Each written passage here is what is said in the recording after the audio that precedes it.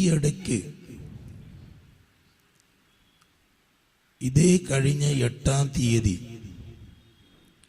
മംഗലാപുരത്ത് വെച്ച് SMFന്റെ ഒരു യോഗം ചിലർ വിളിച്ചു ചേർക്കുകയുണ്ടായി. SMF രൂപീകരിക്കാൻ വേണ്ടി, ജില്ലാ കമ്മിറ്റി രൂപീകരിക്കാൻ വേണ്ടിയായിരുന്നു അത്.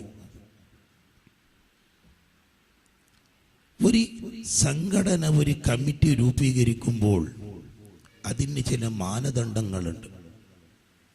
നമ്മുടെ ജില്ലയിൽ SK, SSF, SYS ഇത് രൂപീകരിക്കുമ്പോൾ അത് മഹല്ലുകളിൽ അത് രൂപീകരിച്ച് പിന്നെ താലൂക്കുകളിലായി, മണ്ഡലങ്ങളിലായി ഈ നിലയ്ക്ക് വന്നിട്ടാണ് അവസാനം ജില്ലയിൽ അത് ജില്ലാ കമ്മിറ്റി രൂപീകരിക്കുന്നത്.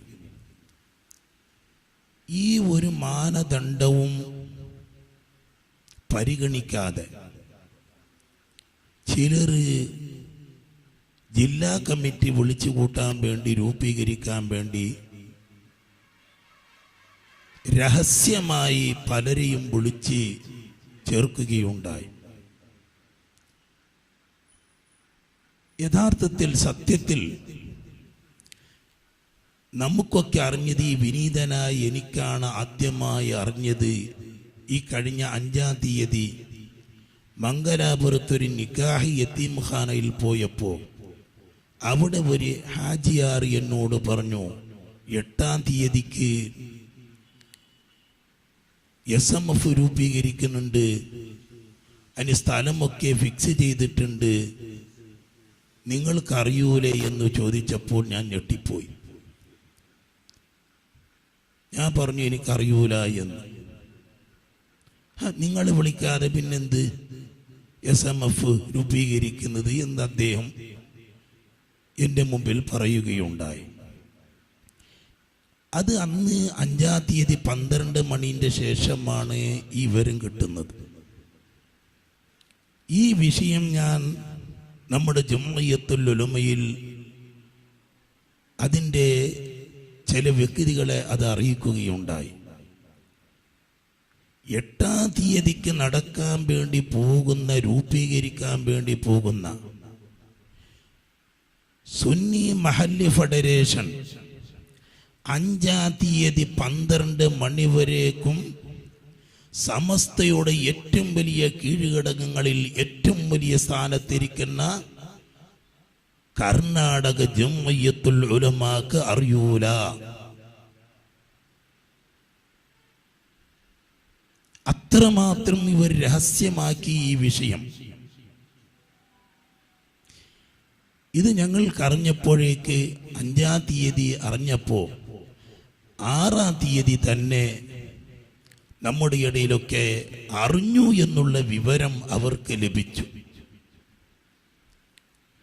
ലഭിച്ചപ്പോഴേക്ക് ഇനി അവിടെ രൂപീകരിക്കുമ്പോൾ അവർ ഉദ്ദേശിക്കാത്ത പലരും വന്നുകൂടുമോ എന്നൊരു ആശങ്ക അവർക്കുണ്ടായേക്കാം. 6-ാം തീയതി 5 മണിൻ്റെ ശേഷമാണ് എനിക്കൊരു കോൾ വരുന്നത്.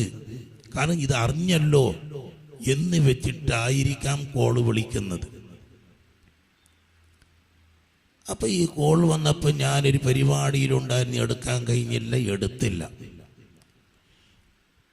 നമ്മുടെ ഇടയിൽ വലിയൊരു പ്രശ്നമായി മാറിയിട്ടുണ്ട് ഇവർ രൂപീകരിക്കുന്നത് എന്നറിഞ്ഞപ്പോൾ 7-ാം തീയതി ബീച്ച് റോഡിൽ നമ്മുടെ സ്വാഗത സംഘമുണ്ടായിരുന്നു 100-ാം വാർഷികത്തിൻ്റെ. അപ്പോഴേക്കും ഫോണ് വന്നു.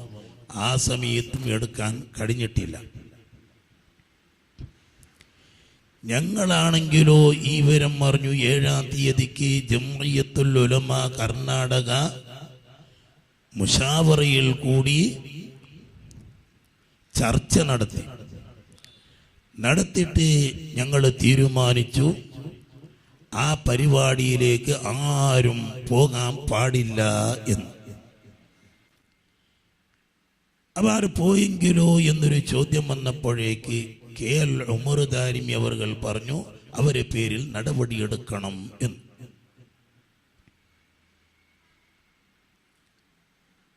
എന്നിട്ട് ആ തീരുമാനം തീരുമാനിച്ചത് തന്നെയാണ്.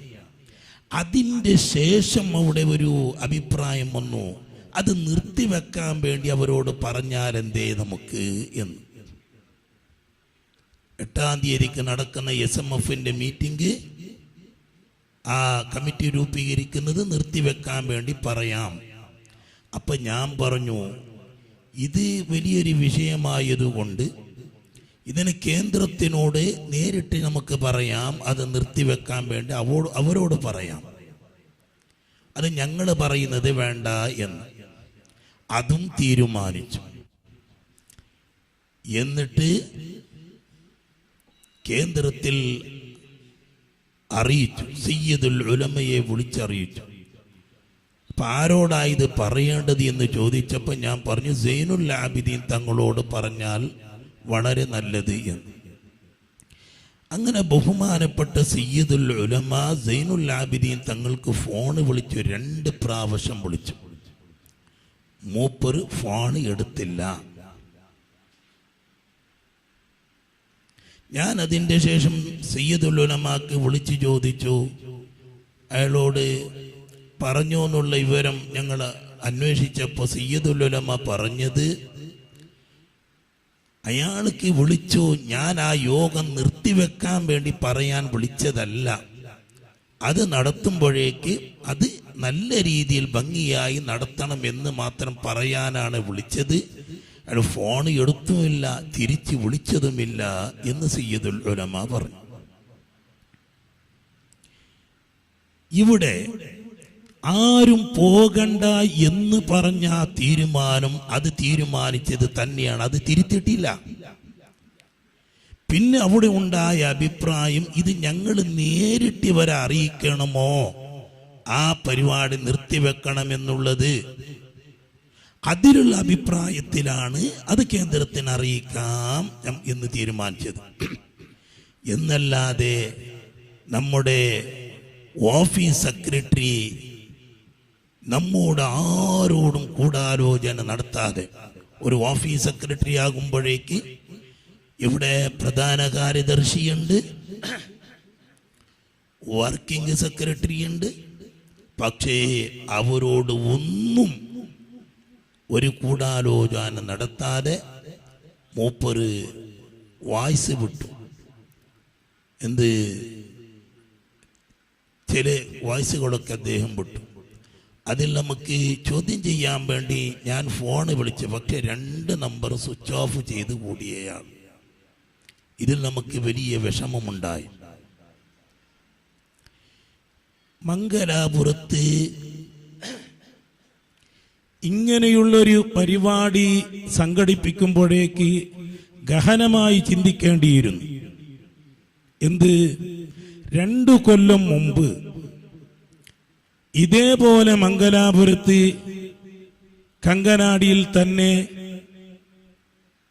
ഇതുപോലൊരു ഹാളിൽ വെച്ചിട്ട് വിളിച്ചു ചേർത്തിരുന്നു. അതായത് ജില്ലാ കമ്മിറ്റി രൂപീകരിക്കാൻ വേണ്ടി. അന്നും ചില ആളുകാരെ മാത്രം അത് അവരെ കൈവശമാക്കി വെക്കുന്നു എന്നറിഞ്ഞപ്പോ അവിടെ നിന്ന് വലിയ പ്രശ്നമുണ്ടായി. അന്ന് പ്രശ്നമുണ്ടായത് ഒരു ലെറ്റർ ഹെഡ് അതിൽ കൂടി അറിയിച്ചത് കൊണ്ടൊന്നുമല്ല അന്ന് കുഴപ്പമുണ്ടായത്. അന്നും ഈ ഹുദവി അവിടെ ഉണ്ട്, അദ്ദേഹത്തിന് അറിയാം ആ സംഗതി. വലിയ പ്രശ്നമുണ്ടായി അവിടെ, രൂക്ഷമായി. അവസാനം കേന്ദ്രത്തിൽ നിന്ന് വന്ന ബഹുമാനപ്പെട്ട നേതാക്കൾ ഷാഫി ഹാജി അടക്കം അവർ കമ്മിറ്റി രൂപീകരിക്കാൻ കഴിയാതെ ഒരു 5-അംഗം സമിതിയെ തെരഞ്ഞെടുത്തു, അഡ്ഹോക് കമ്മിറ്റിയായി. അതിൽ ഈ വിനീതനുമുണ്ട്. 5 പേരെ തെരഞ്ഞെടുക്കുകയും ചെയ്തു. എന്നിട്ട് ഇതിനൊരു അവസരം ഞങ്ങൾ വന്നിട്ട് ഇവിടെ രമ്യമായി നല്ല രീതിയിൽ രൂപീകരിക്കാമെന്ന് പറഞ്ഞു പോയി. പക്ഷെ 2 കൊല്ലത്തിന്റെ ഇടയിലായി ഒരു പ്രാവശ്യം പോലും ഇങ്ങോട്ട് വന്നില്ല. ഇപ്പോഴാണെങ്കിലോ നമുക്കൊന്നും അറിയൂല. സൈനുൽ ആബിദീൻ തങ്ങൾ പറഞ്ഞ് ചേളാരിൽ വെച്ചിട്ട് മീറ്റിംഗ് ചേർന്നു, അവിടെ തീരുമാനിച്ചതാണ് ഒരു അഡ്വോക്ക് കമ്മിറ്റി എടുത്തത്. പക്ഷേ ചന്ദ്രിക പേപ്പറിൽ വന്നത് അങ്ങനെയല്ല. അത് ചേളാരിൽ വെച്ച് ചേർന്നത് എന്ന് ചന്ദ്രിക പത്രത്തിലില്ല. അതിൽ ദാറുൽ ഹുദയിൽ വെച്ചിട്ടാണ് മീറ്റിംഗ് ചേർന്നത് എന്ന് തങ്ങൾ അങ്ങനെ പറഞ്ഞത് മനഃപൂർവ്വം അങ്ങനെ പറയുമെന്ന് തോന്നുന്നില്ല. എവിടെയാണ് അതിൽ തെറ്റ് സംഭവിച്ചത് എന്ന് നമുക്കറിയില്ല.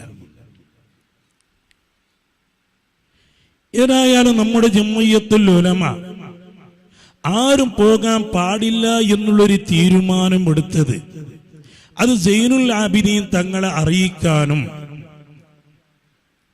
ആ പരിപാടി നിർത്തിവെക്കണം, 8-ാം തീയതിക്ക് രൂപീകരിക്കുന്ന പരിപാടി നിർത്തിവെക്കണം എന്നുള്ളത് സയ്യിദുൽ ഉലമയെ കേന്ദ്രത്തിനെ അറിയിക്കാൻ എന്നെയും ഏൽപ്പിച്ചു. അങ്ങനെ ബഹുമാനപ്പെട്ട ഉസ്മാനുൽ ഫൈസി ഉസ്താദ്, ബഹുമാനപ്പെട്ട സൈനുൽ ആബിദീൻ തങ്ങൾ അവരുകളെ വിളിച്ച് നിങ്ങൾ പോകാൻ പാടില്ല, ഞങ്ങൾ തീരുമാനിച്ചിട്ടുണ്ട് എന്ന് പറഞ്ഞു. പോകാൻ പാടില്ല എന്ന്. പക്ഷേ തങ്ങൾ പോയി സയ്യിദുൽ ഉലമയുടെ ഫോണും എടുത്തില്ല. ഈ ജില്ലയുടെ ഞാടിയും ഞരമ്പും അറിയുന്ന ആളാണ് ബഹുമാനപ്പെട്ട നമ്മുടെ സൈനുൽ ആബിദീൻ തങ്ങൾ.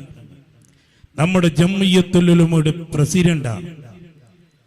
എന്നാൽ ഒരു പ്രാവശ്യമാണെങ്കിലും കമ്മിറ്റി എടുക്കാനുണ്ട്, ഞങ്ങളൊക്കെ അതിൽ കൂടണമെന്ന് ജംഇയ്യത്തുൽ ഉലമാന്റെ മെമ്പർമാരോട്, എന്നോടോ ഉസ്മാൻ ഫൈസിയോടോ ആരോടും അത് പറഞ്ഞില്ല.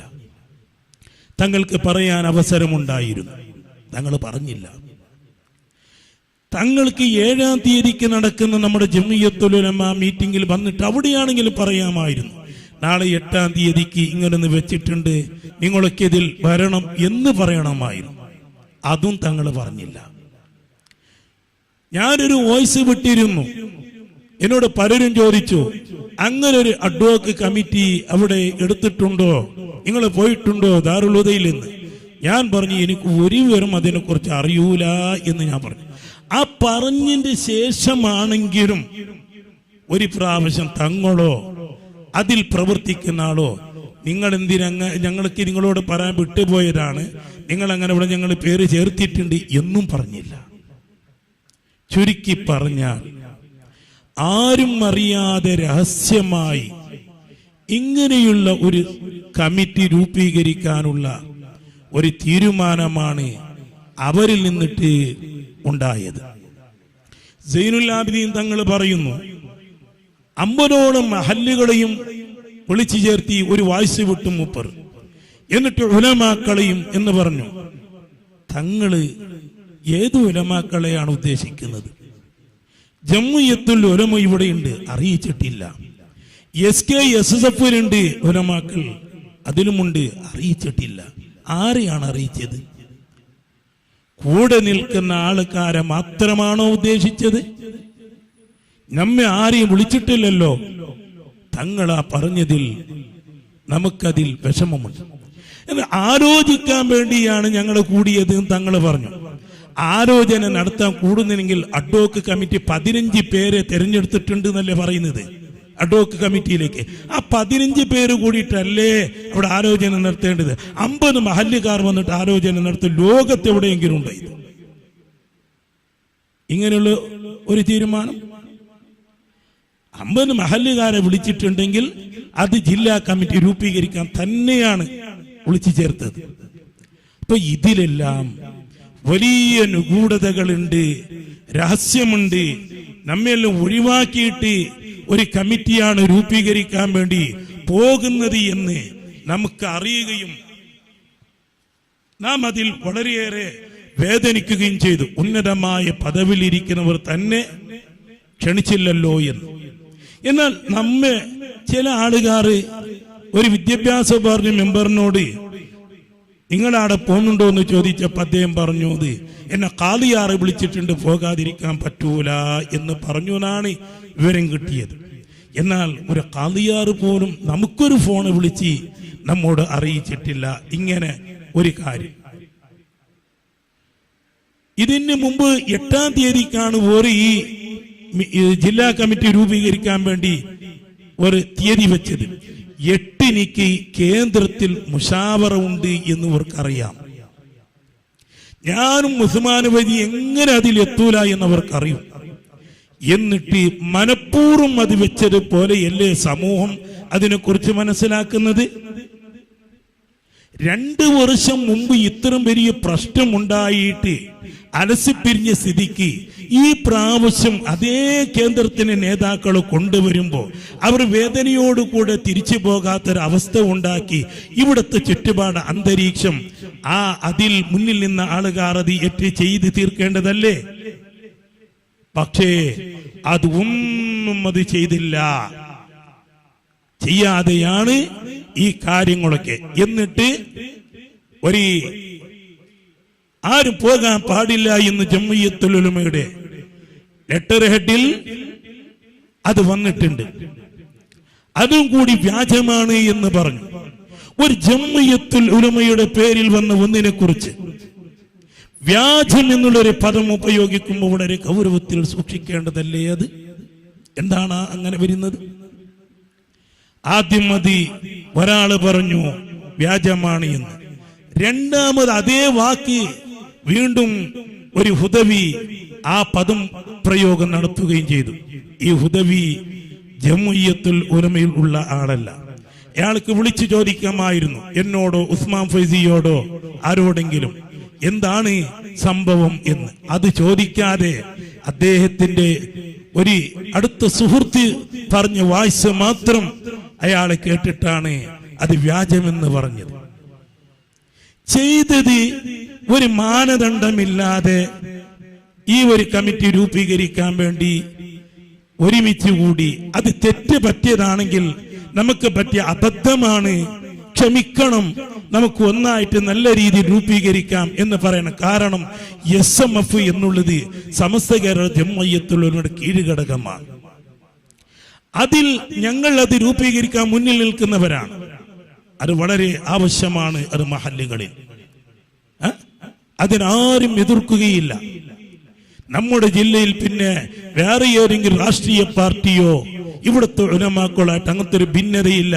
അങ്ങനെയുള്ള രാഷ്ട്രീയ പാർട്ടി വളർന്നുയർന്ന് നിൽക്കുന്നത് ഇവിടെ ഇല്ല.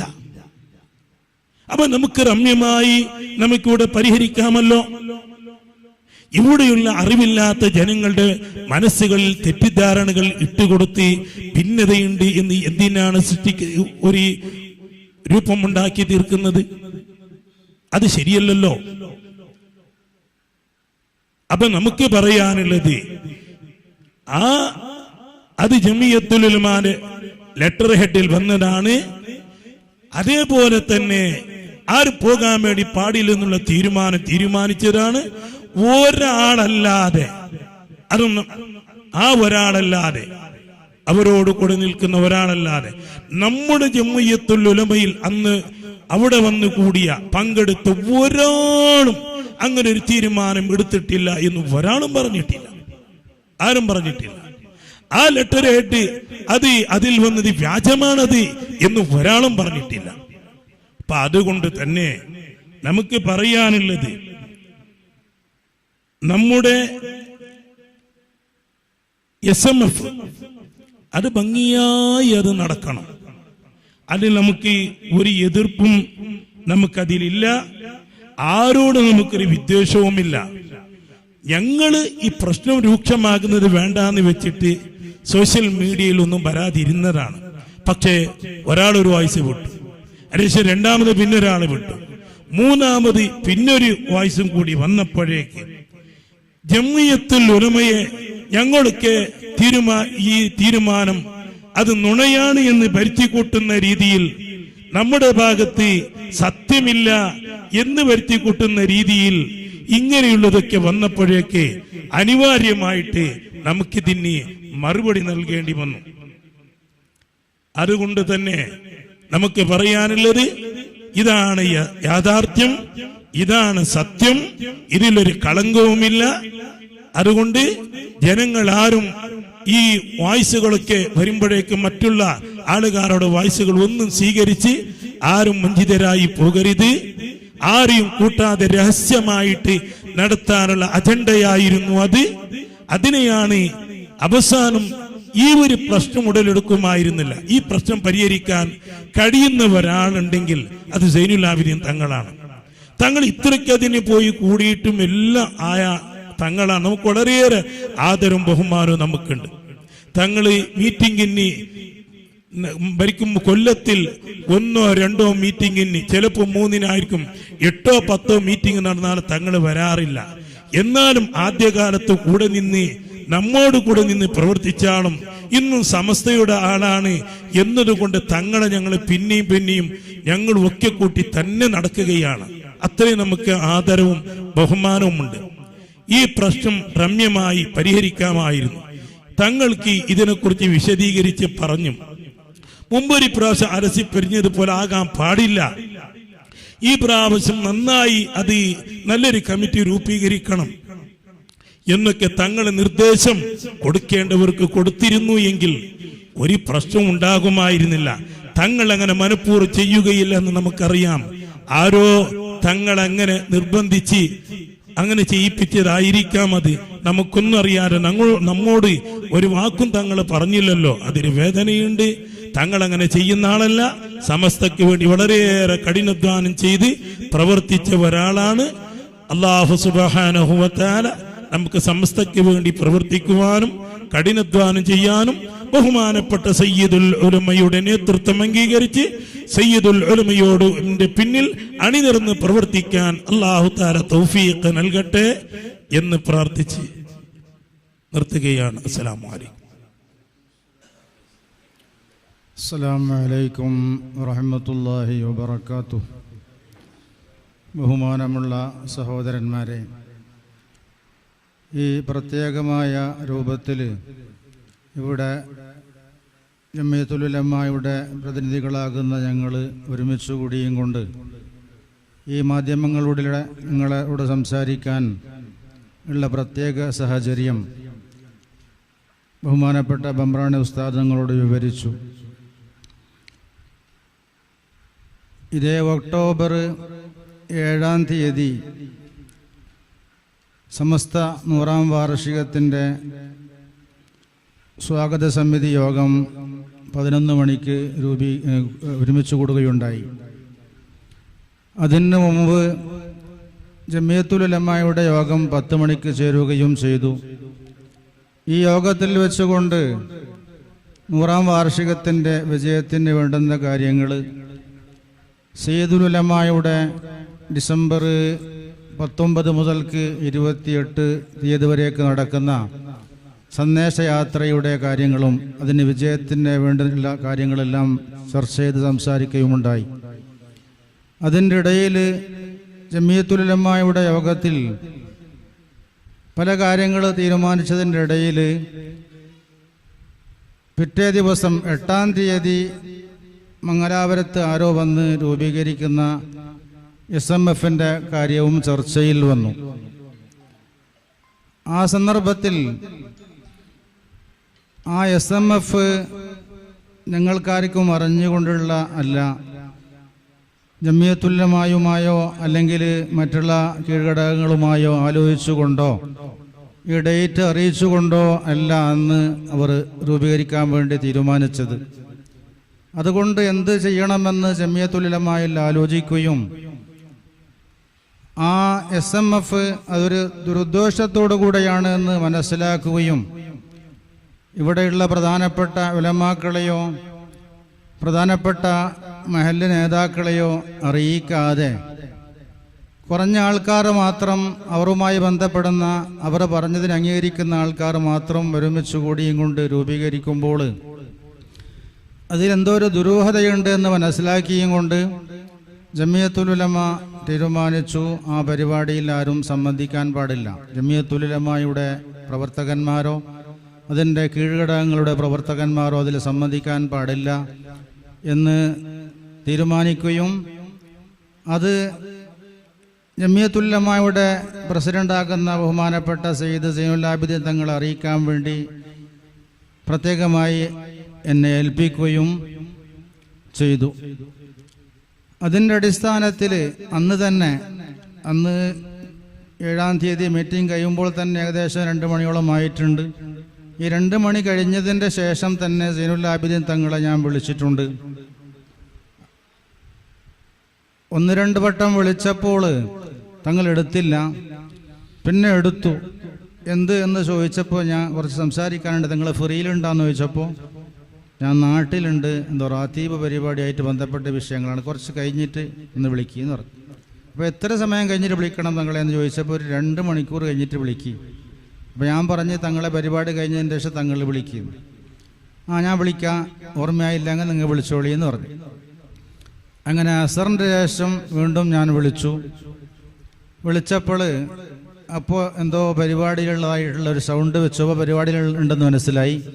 പിന്നെയും കുറച്ച് കഴിഞ്ഞതിൻ്റെ ശേഷം ഏകദേശം ഒരു 6 മണിക്ക് ഞാൻ തങ്ങളെ വിളിച്ചപ്പോൾ തങ്ങൾ എന്ത് ഫൈസി എന്ന് ചോദിച്ചപ്പോൾ ഞാൻ പറഞ്ഞു, ജമിയത്തുൽ ഉലമായുടെ യോഗം കൂടിയിട്ടുണ്ട്, ആ യോഗ തീരുമാനങ്ങൾ തങ്ങൾ അറിയിക്കാൻ വേണ്ടി എന്നെ ഏൽപ്പിച്ചിട്ടുണ്ട്.